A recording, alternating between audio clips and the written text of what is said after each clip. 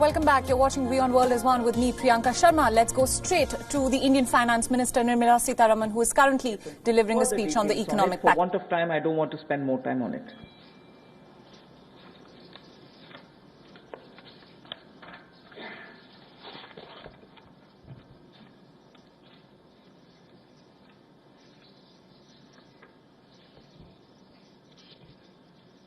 निजी कंपनियों को जो नॉन कन्वर्टेबल डिबेंचर्स को स्टॉक एक्सचेंज पर रखती हैं, उनको लिस्टेड कंपनियों के रूप में नहीं माना जाएगा, लेकिन भारतीय कंपनियों को, इंडियन पब्लिक कंपनीज को ये अधिकार दिया जाएगा कि वो जायज विदेशी अधिकार क्षेत्र में अब पब्लिक कंपनीज को डायरेक्टली लिस्ट करवा सकती हैं, सिक्योरिटीज को डायरेक्टली लिस्ट करवा सकती हैं, उसकी अनुमति उनको दी जाएगी। The next one relates to a major step in that we would like to announce a public sector enterprise policy.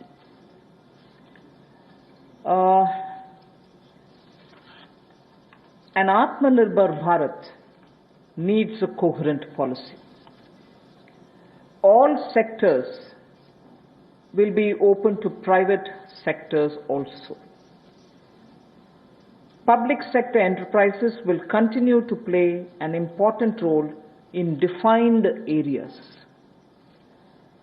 We need a coherent policy because sometimes you opened up some sectors in piecemeal. This sector is open but not that. That sector has always been with public sector, it shall be with public sector. It's never available for others. So, we are coming up with a coherent policy wherein private sector will be allowed to participate in every sector available, but of course public sector will continue, and they will continue to play a very critical role. And public sector, when I say public sector, I mean public sector enterprises. Public sector enterprises will continue to play a very important role, and we shall now define the areas in which their presence will be impactfully felt.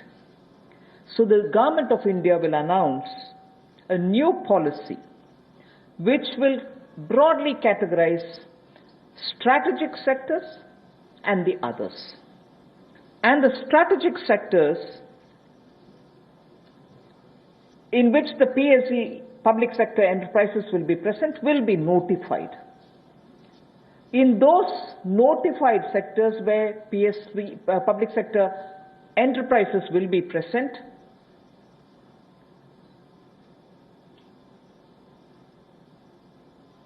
at least one public sector enterprise will be present.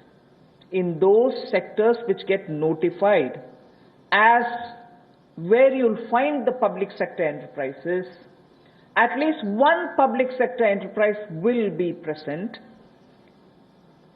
whilst private will also be allowed to play their role in it.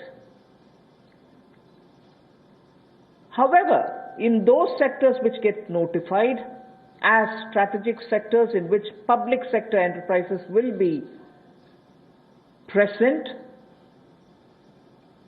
only 1, 2, 3 or 4 public sector enterprises will be present. In the sense, not more than 4 public sector enterprises will be there in that strategic sector notified for the presence of public sector enterprises. So if a sector is notified, and in that if there are 10 public sector enterprises, either they will be merged together or they will be brought together in such a way that they are only 4 or lesser. So there won't be mushrooming public sector enterprises in those notified strategic sectors. So in the notified strategic sectors, definitely public sector undertakings or enterprises will be present, but private sector will also come in. But imagine a particular sector which is notified as strategic. If there are too many public sector enterprises, they will either be brought together to form bigger public sector enterprises, and in that process, we will not have more than 4 of them. They can be lesser than 4, but not beyond 4 public sector enterprises in those notified strategic area. Private sector can slowly come in and be present and compete in every sector, but the detailed policy will soon be opened up and issued.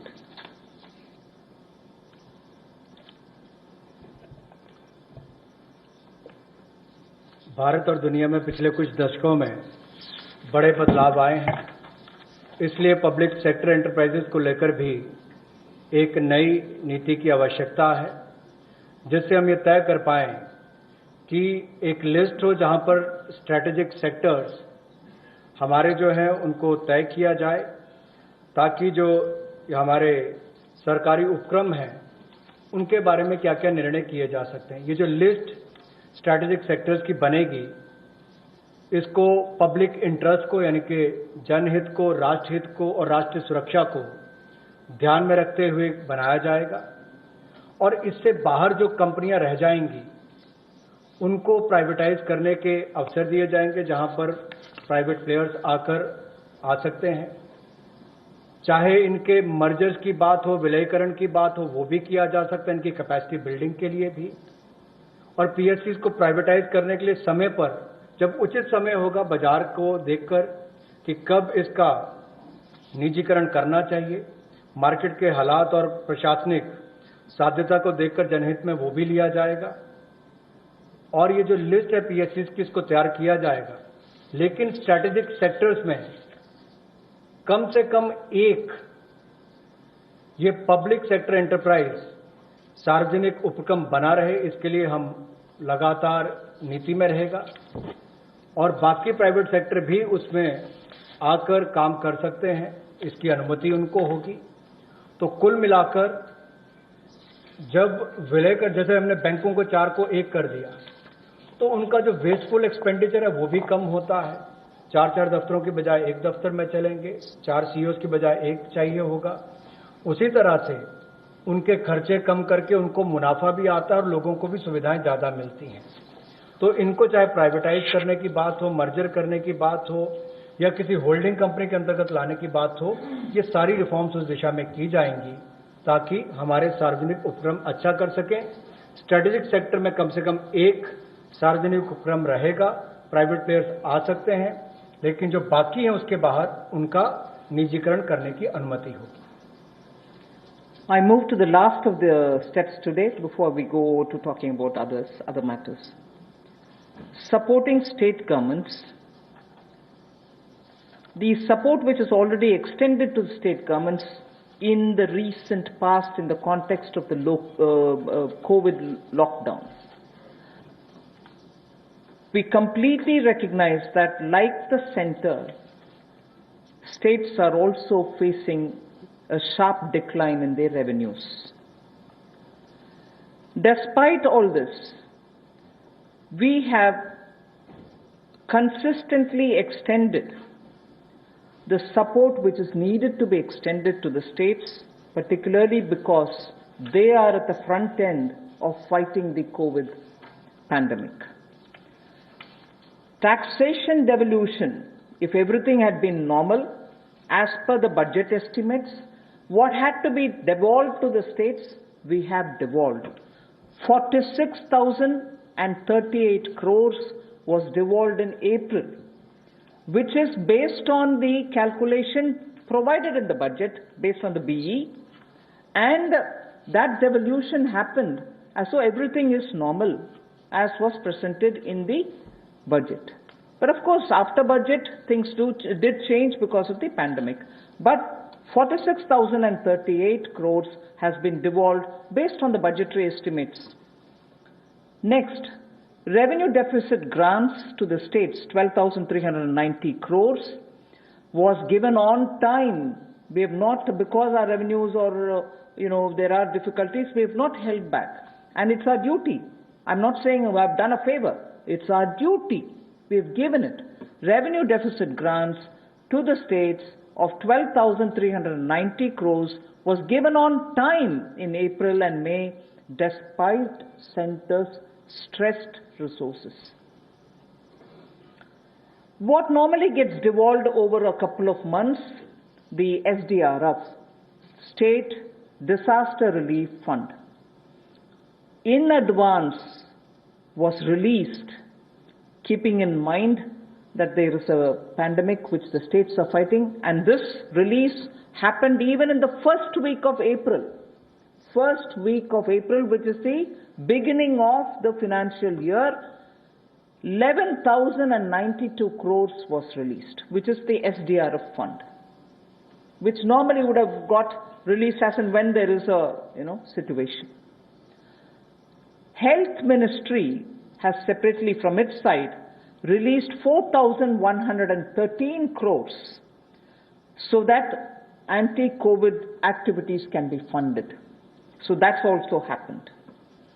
And on center's request, and I say this way because together with the secretaries, we had a video conference with the RBI, and during that RBI video conference, we had requested the RBI, which of course is their business and their terrain, but we did request, and I'm grateful that the governor and his team of officers had very readily agreed the ways and means advance limits to states has increased by 60%. Increased to? By 60%. So RBI, I'm happy to say, RBI in a very timely step has increased ways and means advance limits for the states by 60%. RBI also increased the number of days states can be in continuous overdraft position from 14 days, which is normal, to 21 days. So the continuous overdraft they can remain now, not just for a fortnight, but 3 weeks. Also the number of days, the overdraft facility that they can have, number of days that a state can be in an overdraft situation in a quarter has been raised from 32 to 50 days. So nearly more than half the time, even if you're in overdraft position, Reserve Bank is okay with it. So these things had happened, and I wanted to say this is the support which we've already, because we understand states are the ones who are fighting at the forefront in containing COVID. We have not in any way hesitated to do what we are expected to do, although even we are under stress. We move to the next. Continuing with the supporting state governments. States have a net borrowing ceiling, which is about 6.41 lakh crores based on a 3% of GSDP. They can borrow up to 3% of their state's gross domestic product. 75% of was authorized already by us. You can go ahead borrowing that 3% amount. Today, I'm just stating a matter of fact. States have only so far borrowed only 14% of that limit which is authorized for them. They can always, in the first half of the year, borrow 50%. But we said you go ahead borrowing further for the first half, 75% also you borrow right at the beginning. But I'm just stating a matter of fact position that states have so far borrowed only 14% of the limit which is authorized to them. 86% of the authorized borrowing limits remain unutilized as of now. Nevertheless, because chief ministers have written to the Prime Minister, finance ministers have written to me saying, please increase our borrowing limit. It is now 3% of your state's GSDP. We have now agreed to increase this to 5%. Because it's an unprecedented situation, we have acceded to the demand of the states, and increased their borrowing ceiling from 3 to 5%. This will give an extra 4.28 lakh crores to the states. 86% is remaining, although it is authorized, it is remaining unutilized. Only 14% has been utilized by the states. They have requested us for increasing the cap for borrowing from 3%. So we've agreed to increasing the borrowing limit to 5%. So an additional 4.28 lakh crores will be available as extra resources for the states.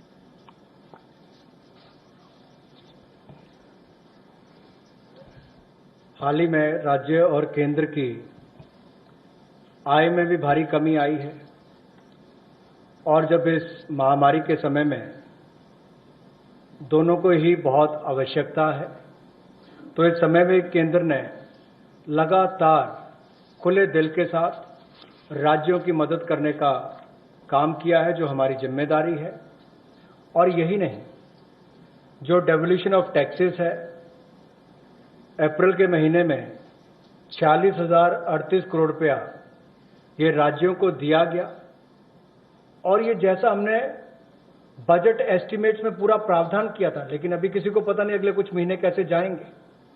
हमने उसी को ध्यान में रखते हुए 40,038 करोड़ रुपया ये devolution of taxes के रूप में राज्यों को दिया है। हालांकि हमारे अपनी उसमें डिक्लाइन हुई है, उसमें चलते हुए भी जो रेवेन्यू डेफिसिट ग्रांट है ये भी 12,390 करोड़ रुपया अप्रैल के महीने में और मई के महीने में दिया गया। हमारी अपनी आर्थिक संकट थे उसके बावजूद दिए गए हैं। और स्टेट डिजास्टर रिस्पांस फंड ये भी अप्रैल के पहले हफ्ते में 11,092 करोड़ रुपया राज्यों को दिया गया। 4,113 करोड़ रुपया हेल्थ मिनिस्ट्री के माध्यम से डायरेक्ट एंटी कोविड एक्टिविटीज के लिए दिया गया। और जो माननीय वित्त मंत्री जी ने और हमारे बाकी अधिकारियों ने आरबीआई से वीडियो कॉन्फ्रेंस के माध्यम से आरबीआई गवर्नर से अनुरोध किया था कि राज्यों की वेज एंड मीन्स एडवांसेस को उसकी लिमिट को बढ़ाया जाए। हमारी जो मांग थी और जो राज्यों की भी मांग थी, ये तो राज्यों की मांग के अनुरूप या उससे ज्यादा भी हमने वेज एंड मीन्स एडवांसेस की लिमिट को 60% बढ़ाया है। और जो नंबर ऑफ डेज कि कितने दिन तक लगातार राज्य ओवरड्राफ्ट रख सकते हैं, उस सीमा को भी 14 दिन की बजाय 21 दिन किया गया। और एक तिमाही में कुल कितने दिन आप ओवरड्राफ्ट रख सकते हैं उसको भी 32 दिन से बढ़ाकर 50 दिन किया गया है। एक तिमाही में 50 दिन तक ओवरड्राफ्ट अब राज्य रख सकते हैं। उस दिशा में भी ये केंद्र ने जो अनुरोध आरबीआई से किया था वो सब उन्होंने किया है, इसलिए हम उनका शुक्रिया भी अदा करते हैं। अब बोरिंग की बात आती है, उसमें राज्यों ने मांग की थी कि जो उनका सकल राज्य घरेलू उत्पाद है उसके 3% की बजाय, यानी कि उनकी जीएसडीपी के 3% की बजाय उससे बढ़ाकर उनको अवसर दिए जाए। तो इसमें भी माननीय वित्त मंत्री जी और प्रधानमंत्री जी ने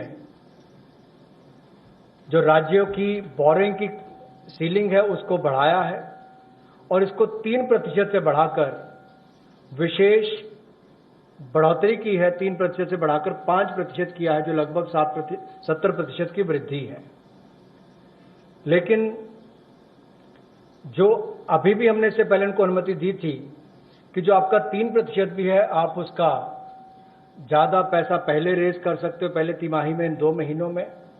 उसमें भी जो 75% उनको ऑथराइज किया था मार्च महीने में, और राज्यों के ऊपर हमने छोड़ दिया था कि आप जितना लेना चाहें 75% तक आप ले सकते हैं, उसमें भी केवल 14% तक ही उन्होंने अपनी जो ऑथराइज लिमिट थे उसका बोरो किया है। 86% अभी तक भी उन्होंने उसका इस्तेमाल नहीं किया। लेकिन उसके बावजूद हम इसको 3% से बढ़ाकर 5% कर रहे हैं, ये अपने आप में एक बड़ी कदम उस दिशा में लिया है जो केंद्र ने राज्यों की मदद करने के लिए लिया और जो उनकी मांग थी उसको पूरा भी किया है। इससे राज्यों को 4,28,000 करोड़ रुपया अतिरिक्त संसाधन मिलेंगे, जिससे राज्यों को बहुत बल मिलेगा। I move to the next one, which is also about the state governments and the extra borrowing limits that we are extending. Part of the borrowing will be linked to specific reforms. From 3 to 5 is the increase. From 3 to 3.5, unconditionally we extend. The next 1%, which is up to 4.5%, we will release in 4 tranches of 0.25%, each of the tranches linked to a clearly specified, measurable and feasible reform which is necessary as an action to be taken. And why do we want this linkage with reform, state level reform? Because we want to make sure that the poor benefit by all the monies which are getting borrowed, and we from the center and states are collectively committed to, for instance, implementing one nation, one ration card, implementing ease of doing business at the district levels, power distribution and related issues. We spoke about the DISCOM problems, GENCOs not getting paid, and the urban local body revenues related issue. So I repeat, we have increased the borrowing limit for the states from 3 to 5. From 3 to 3.5, the additional, that 0.5% is unconditional. After that, up to 4.5, that 1% increase will be released in 4 tranches, and each one of those tranches will be linked to reforms which have to be taken with specified, measurable, feasible action. The next one, which is another 0.5, because I would have touched 4.5 with that, the last 0.5 will be given as soon as the milestones are achieved, not in all the 4, but at least in 3 of these conditions. So if you're talking of one nation, one ration card, ease of doing business, power distribution related matters, urban local bodies matter, there are 4. From among the 4, if at least 3 are completed, the last 0.5% will be released. So 3.5 unconditional, another 1% in 4 tranches linked to 4 of those different measures, and the last 0.5 to be released once at least 3 of those 4 are achieved. पिछले कुछ दिनों में आत्मनिर्भर भारत के 20 लाख करोड़ के package के साथ आपने बहुत सारी रिफॉर्म्स भी केंद्र सरकार के द्वारा लाई गई। ये ऐतिहासिक भी थी, और मैं तो कहूँगा अगर भारत के संदर्भ में 2020 को 2020 को देखा जाएगा तो ये ईयर ऑफ रिफॉर्म्स के रूप में देखा जाएगा। अब इसमें राज्य की सरकारें भी अगर रिफॉर्म्स लाती हैं तो इसमें संघीय ढांचे में और बल मिलेगा, और नीचे तक जो हम आत्मनिर्भर भारत बनाने की बात करते हैं उसी दिशा में एक बड़ा कदम है। तो 3% से जो 5% तक जो अपने जीएसडीपी के मुकाबले उनको पैसा रेज करने के लिए अनुमति दी गई है, उसमें कुछ रिफॉर्म्स के साथ हमने उसको जोड़ा है, 4 क्षेत्रों के लिए जोड़ा है, जिसमें one nation one ration card हो, जिससे सबसे बड़ा लाभ प्रवासी मजदूरों को मिलेगा, गरीब लोगों को मिलेगा। ईज ऑफ डूइंग बिजनेस में जहां बाकी रिफॉर्म्स हमने एमएसएमई सेक्टर की परिभाषा या essential commodity act APMC act में बदलाव करने से की हो, power reforms power distribution sector के लिए, उसी तरह से अर्बन लोकल बॉडीज में आय के साधन कैसे बढ़े ताकि आने वाले समय में ये जो कर्जा राज्य की सरकारें ले रही हैं इनके ऊपर बोझ ना बने और इनके अपने आय के साधन भी बढ़े, रिफॉर्म्स भी ला सकें, उस दिशा में बड़ा कदम है। जैसा केंद्र सरकार ने रिफॉर्म्स लेकर आए, मेरा मानना है इन रिफॉर्म से भारत में रोजगार, स्वरोजगार, कारोबार और आविष्कार के बहुत सारे अवसर बनेंगे, नए अवसर उत्पन्न होंगे। इसी तरह से राज्यों के लिए भी इस तरह के रिफॉर्म्स को साथ में जोड़कर देखा गया, जिससे राज्यों में भी रिफॉर्म्स आए। तो इसमें जो पहला 0.5% है, यानी कि आधा प्रतिशत है, वो अनकंडीशनल है, उसके लिए कोई कंडीशन नहीं है। जो बाकी 1% है, उसको 4 किश्तों में, जो 4 हमने परिवर्तन करने के लिए रिफॉर्म्स करने की बात कही, उनमें 4 में से अगर 3 भी आप कर लेते हैं तो आपको 1% उसका रिलीज कर दिया जाएगा 0.25 की ट्रांचेस में। One small correction. That 1% will be released in 4 tranches for dealing with those 4 reform steps: one ration, one card, ease of doing business, power distribution, and urban local bodies. So that 1% goes in tranches of 0.25 for each of these tied to the reforms. After at least 3 are done, then you get the last 0.5. धन्यवाद। ये जो 4 reforms की बात कही गई, जब आप इस माइलस्टोन को अचीव करेंगे तो 0.25% के हिसाब से आपको उसको मिलेगा, जो 1% आपका बनता है। और जब आप इन सबको कर लेते हैं, उसमें से 3 भी आप माइलस्टोन्स को अचीव करते हैं, तो आपको 0.5% यानी कि आधा प्रतिशत आपको एक इंसेंटिव के रूप में दिया जाएगा। तो कुल मिलाकर 5% की आपको ये लाभ मिलेगा। Before we go to the next slide, I just want to now say, I've finished with all these 7 steps that I have to say. I'm now going to just show you, from the time Pradhan Mantri Garib Kalyan was announced, what are the kind of measures we have taken. That was the Indian Finance Minister Nirmala Sitharaman announcing a huge and final tranche in India's economic stimulus package to revive the economy. We'll bring you all the highlights in our next bulletin. Stay tuned to WION. Global News continues on the other side.